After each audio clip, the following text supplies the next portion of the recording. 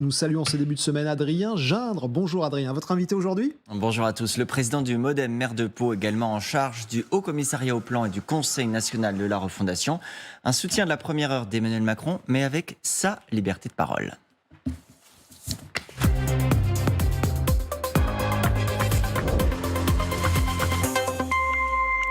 Bonjour François Bayrou. Bonjour. Merci beaucoup d'être là ce matin. En ce jour de fête du travail, les syndicats espèrent une mobilisation massive aujourd'hui. Le renseignement territorial anticipe entre 500 000 et 650 000 manifestants à travers toute la France.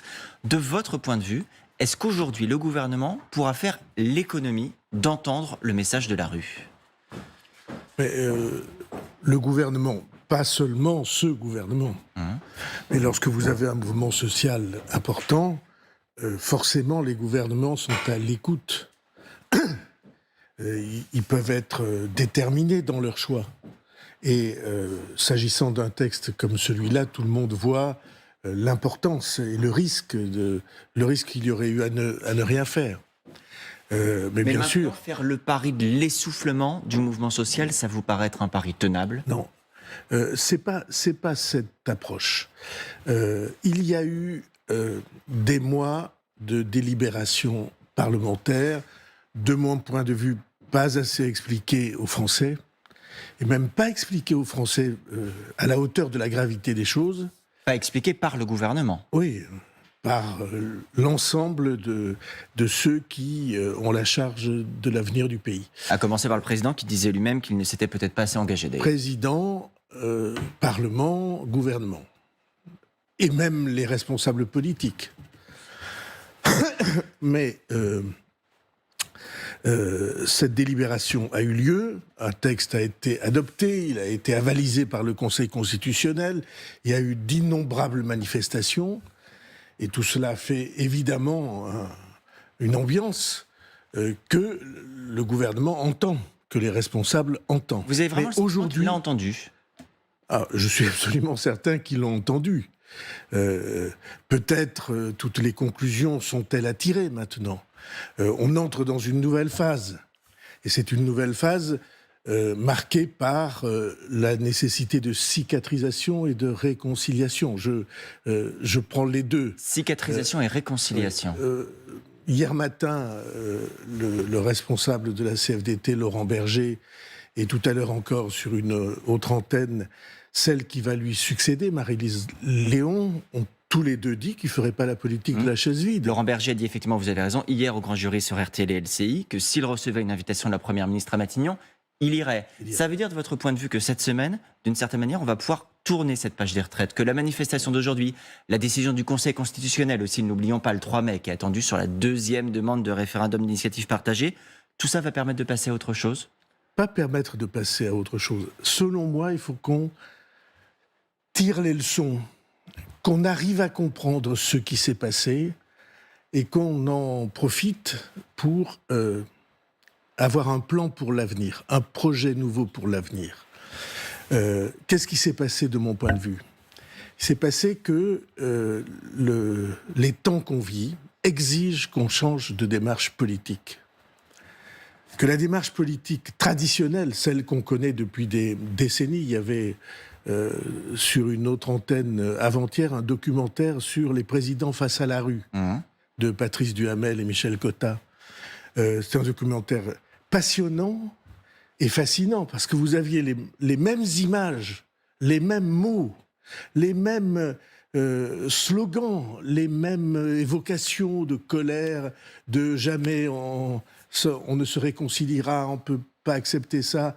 Et les présidents, à leur tour, chacun vivait cet épisode d'affrontement. Et donc vous dites qu'on ne peut pas recommencer ça encore une fois ? Il faut changer de méthode profondément, et pour cela, il faut essayer de comprendre, ou il faut vouloir comprendre, qu'est-ce qui est en mutation.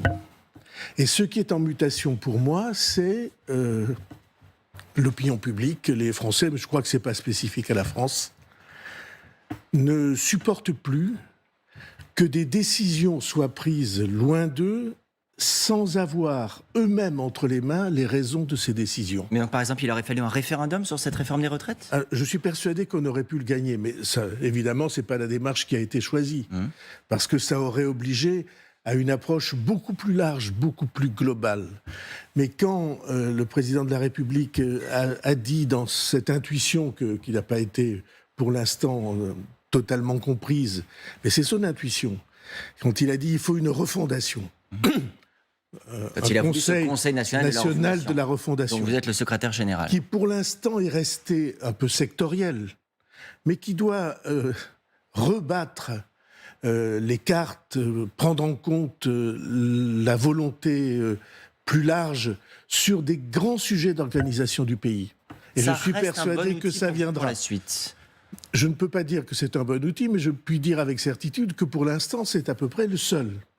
C'est la seule démarche novatrice qui ait été pensée pour les temps qui viennent. Et je répète, les temps qui viennent, c'est les Français ne veulent plus être soumis à des décisions dont ils ne connaissent pas et ne partagent pas les raisons profondes. Mais ça veut dire, François Bayrou, pour bien comprendre, que si une réforme n'est pas comprise ou est impopulaire, on ne la fait pas, on ne peut plus la faire. On peut la faire, mais pas avec le degré d'engagement des Français qui est désormais nécessaire pour conduire des très grandes réformes.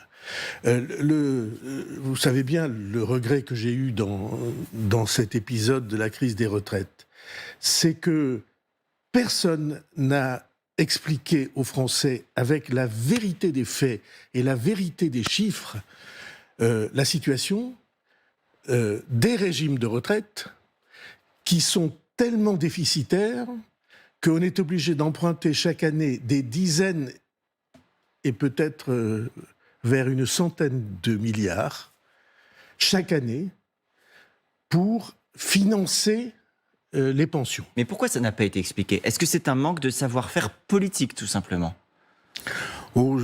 C'est très compliqué, c'est très difficile à comprendre, y compris pour moi. C'est un mystère pour vous. Vous ne comprenez pas pourquoi ça a été raté. Je ne veux pas dire mystère, mais j'essaie de trouver des éléments.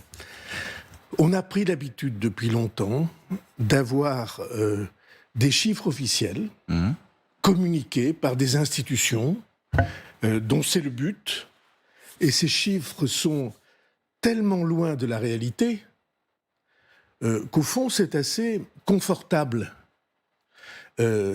Par exemple, alors juste vous dites qu'on a des chiffres officiels qui en fait ne reflètent pas la réalité ? C'est ce que je dis. Et donc, vous savez que j'avais même dit, le commissariat au plan a établi une analyse, a déposé un rapport avec les vrais chiffres. Et j'ai dit, si quelqu'un en doute, c'est assez facile, on demande à la Cour des comptes et à l'INSEE de faire une étude rapide pour dire si ces chiffres sont crédibles ou pas. Moi, je vous donne les chiffres simplement. Les retraites, ça coûte 345 milliards l'année dernière, par an. Les pensions qu'on verse, et sur ces pensions, il y en a à peu près 120 sur 345, 120 milliards qui viennent de l'État, du contribuable. Et sur ces 120 milliards, il y en a au moins 30 ou 40 qui sont en réalité une manière de combler le déficit des régimes de retraite. Et ça a une conséquence qui est extrêmement lourde et que je suis sûr les Français n'auraient pas accepté. Aucune famille ne l'aurait accepté. Il n'y aurait pas les gens qui défilent dans la rue aujourd'hui si on avait compris que cet argent rapporté pour payer les pensions, on n'en a pas le premier euro et on l'emprunte tous les ans, mais depuis 20 ans. Je m'arrête un instant, François Bayrou, sur votre démarche. Vous dites, voilà la réalité qu'on aurait dû expliquer. Quel est l'intérêt de refaire le match aujourd'hui ? D'une certaine manière, on peut se dire, bon, ce qui est fait est fait, ça a été raté, ça a été raté. En quoi c'est important pour la suite ? Alors, c'est important pour la suite parce que je pense que ça doit induire, entraîner, faire naître une réflexion sur notre manière de gouverner. On a pris l'habitude de gouverner dans des sphères qui sont des sphères de pouvoir et de savoir, en tout cas qui croient qu'ils peuvent parce qu'ils savent, technocratiques comme on dit, ou en tout cas l'État, dans son organisation de hauts fonctionnaires et dans sa pensée habituelle, a pris l'habitude de prendre ces décisions en se disant que si on les fait adopter au Parlement, les Français suivront. Mais vous en avez parlé avec le chef de l'État. Oui. On n'a pas le sentiment qu'il ait saisi tout ça, qu'il ait changé. Ben, je pense que c'est exactement ce qu'il pense. En tout cas, Donc il va changer de des méthode. innombrables conversations que j'ai depuis 6 ans avec lui sur ce sujet. Vous observerez que c'est précisément sur ce point qu'il s'est fait élire. Sur le rapport entre la base de la pyramide sociale et le pouvoir, ou qui croit être le pouvoir. Mais vous considérez que c'est une idée qui semble s'être un peu éloignée ces dernières années. Il y a l'élection de 2017 et il y a la réalité de l'exercice du pouvoir. C'est vrai que l'idée paraît s'éloigner, comme l'horizon au fur et à mesure qu'on marche vers lui, mais ma conviction personnelle, profonde de citoyen, c'est qu'on ne pourra plus continuer comme ça. Mais François Bayrou, Vous avez vu que la France a été mal notée, a subi une dégradation de sa note. par l'agence Fitch, qui nous a rabaissé à A-. Et comment cette agence justifie-t-elle son choix? Elle dit, en France, il n'y a pas de réforme possible. Oui, en raison du contexte, précisément. En Parce raison du qu'elle- contexte. Elle dit l'impasse politique et les mouvements sociaux, parfois violents, constituent un risque pour le programme de réforme d'Emmanuel Macron. Donc non seulement elle conteste le niveau de nos déficits, notre capacité à les réduire et notre capacité à réformer.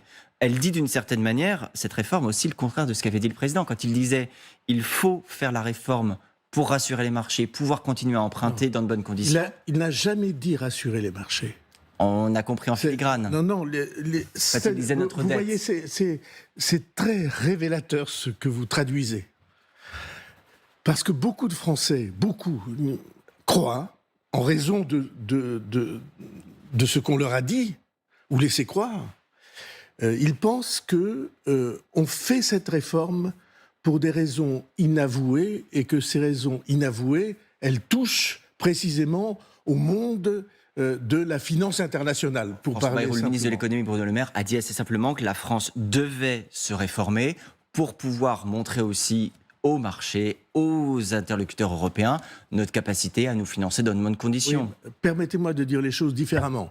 La France doit conduire ces réformes, cette reconstruction, cette refondation du pays, pas pour les autres, pour elle-même. On ne peut pas continuer... Et pour sa capacité à se financer. Non, pour ses capacités simplement à produire, pour qu'on puisse avoir un système social comme celui que nous avons. Rendez compte, un pays dans lequel tout est pris en charge par l'État. L'école, l'université, une partie importante de la recherche, les assurances, la certitude que toutes les dépenses de santé sont remboursées, quelle que soit votre situation et quel que soit le coût des traitements. Il n'y a pas d'autre pays dans le monde qui soit comme ça. Mais comment vous expliquez que la note de la France a été dégradée alors? Et pour vous, quelle est la vraie raison? Parce que vous voyez bien qu'il y a un déséquilibre entre ce que nous avons besoin de prendre en charge et la production du pays. Il suffit de regarder le commerce extérieur. Pour ceux que ça intéresse, le plan a produit et va encore mettre à jour dans les heures qui viennent, ou dans les jours qui viennent, une analyse de notre commerce extérieur poste par poste. Et vous vous rendez compte que des choses absolument élémentaires de notre alimentation, de notre industrie, nous les importons. Et donc l'idée que le président de la République a soutenue devant les Français, c'est-à-dire on va étendre sur le pays un vaste réseau de réindustrialisation, et notamment parce que nous sommes capables de prendre en charge les exigences écologiques, de réindustrialisation verte, comme on dit. Ça n'est pas pour les autres qu'on le fait. Ça n'est pas seulement pour notre image, ça compte l'image beaucoup dans la vie. Et on le fait parce qu'on a besoin de vivre, on a besoin d'avoir d'emplois pour les Français, et on a besoin d'équilibrer notre commerce, de ne pas être un pays qui, tous les ans, importe beaucoup plus qu'il ne produit, alors que nous sommes environnés de pays qui, eux, équilibrent leur commerce François Bayrou, extérieur. je fais juste un pas de côté. Il se trouve que c'est le ministre de l'économie qui a réagi ce week-end parce que c'est son travail. Il a dit « nous continuerons à faire passer des réformes ».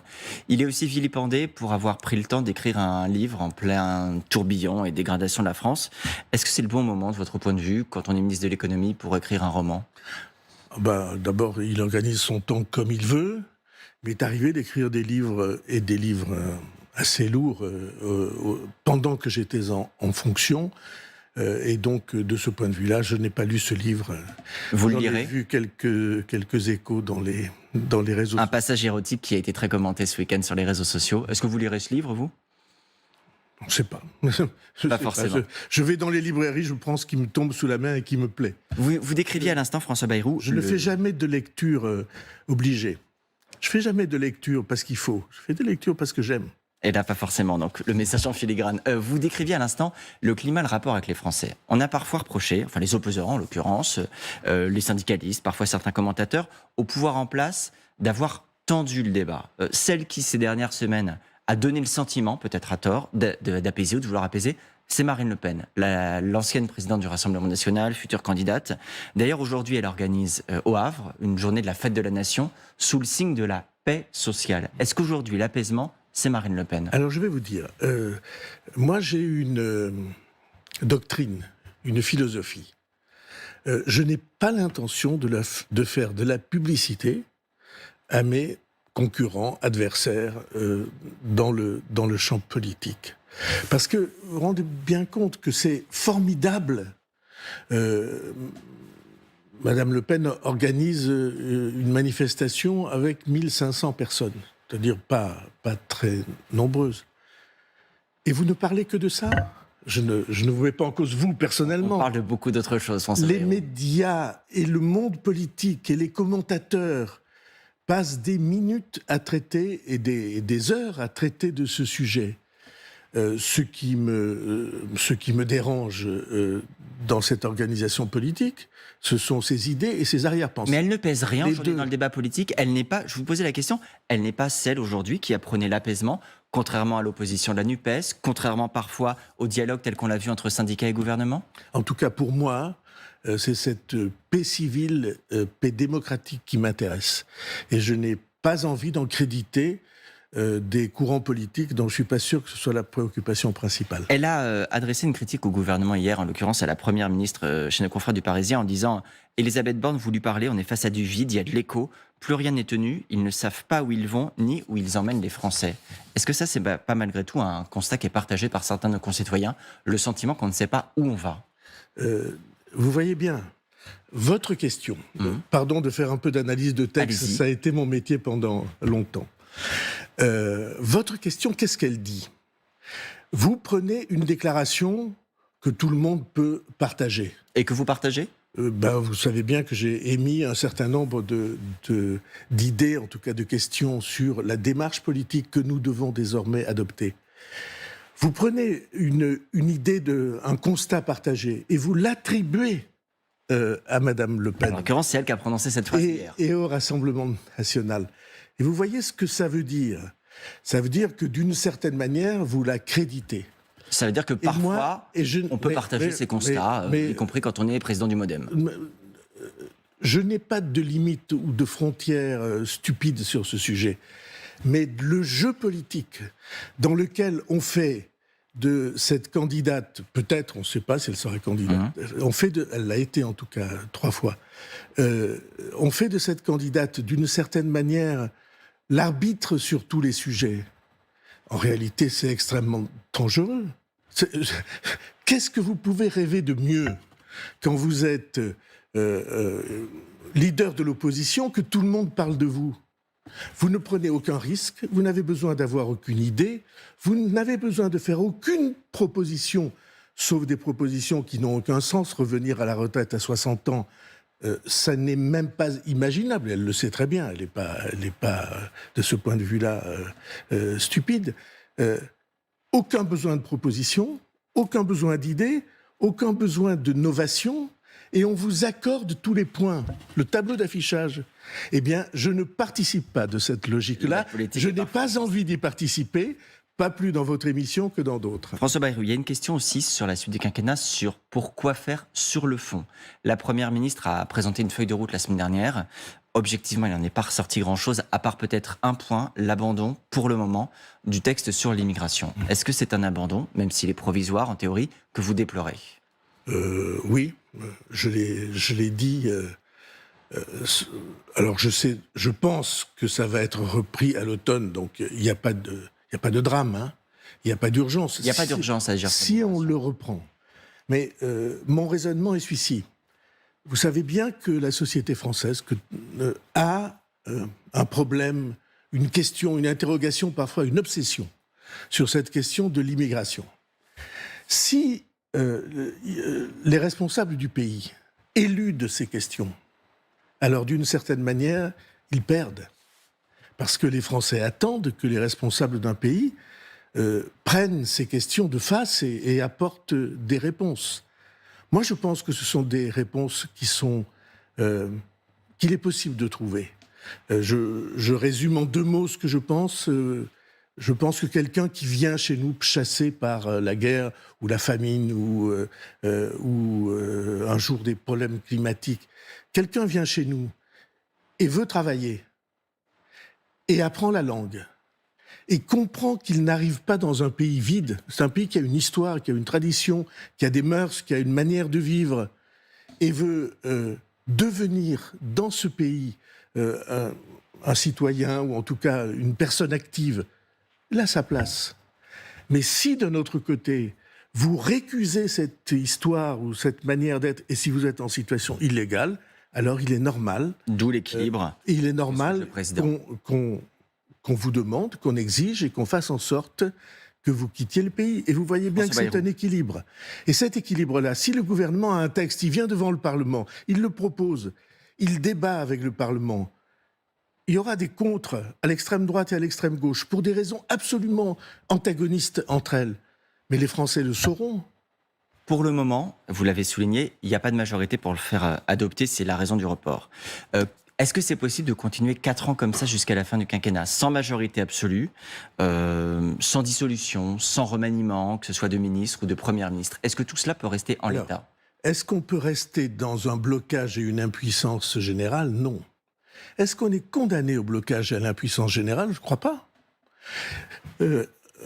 Vous sentez bien, ce n'est pas le seul sujet, la politique et la démocratie, sur lequel tout est en train de changer parce que les réseaux sociaux, le numérique, l'intelligence artificielle, tout est en train de changer. Mais concrètement, la solution, c'est quoi? Un remaniement, une dissolution? Est-ce qu'il y a un mécano institutionnel? Je pense qu'il faut que nous comprenions que le Parlement ne peut plus être chambre d'enregistrement comme il l'a été pendant longtemps, et qu'on peut tout à fait travailler avec le Parlement, même s'il y a des désaccords, et même si les textes changent. Et même en majorité relative, donc. Et j'ai fait la différence Et on va s'arrêter là. Dans une interview hier, entre les textes utiles, ou qui le seraient, et les textes vitaux.